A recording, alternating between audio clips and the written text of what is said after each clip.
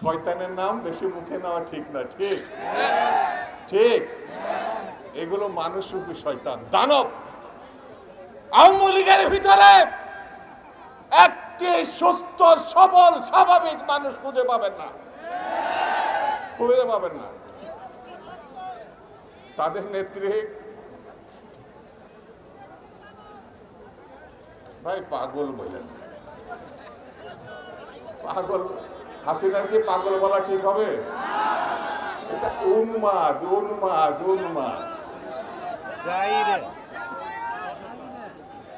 মানুষের টুঠি আমাদের ইলিয়াস আলীকে ধরে নিয়ে গেছে, আজ পর্যন্ত ফিরে আসে নাই। চৌধুরী আলমকে তারা ফেরত দেয় নাই। প্রায় 1800 থেকে 2000 মানুষকে তারা গুম করেছে।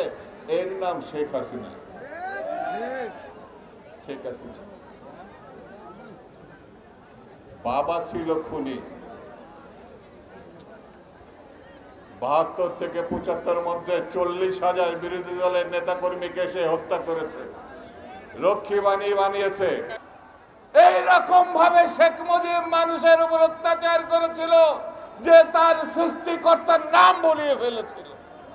কবরে গিয়েও সে ভয় পেত। এই শেখ মুজিবুর রহমান দুর্ভিক্ষ সৃষ্টি করে বাংলাদেশের লক্ষ লক্ষ মানুষকে যখন মৃত্যুর দিকে ঠেলে দিয়েছিল, যখন মানুষ বাঁচার জন্য ঘরে ঘরে একটু ফ্যান দাচেত, তখন শেখ মুজিব তার 2 ছেলেকে রাজমুকুট পরিয়ে 32 নম্বর ধানমন্ডিতে বিয়ে দিয়েছিল। খেয়াল আছে? খেয়াল আছে? সব ভুলে গেছে। তার কন্যা শেখ হাসিনা, সেই কন্যা আমাদের সালাম ভাইকে এক নাগাড়ে কত বছর, কত বছর, কত বছর।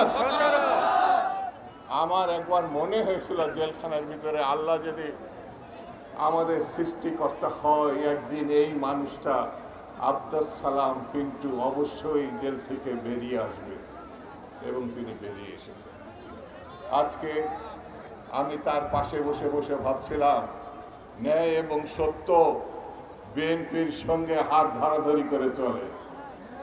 বিএনপি একমাত্র দল, এক আল্লাহ ছাড়া পৃথিবীতে আর কারোর কাছে মাথা নত করে না, করতে জানে না, করবে না। এটার নাম বিএনপি। আব্দুল সালাম পিন্টু হচ্ছে সেই দলের নেতা।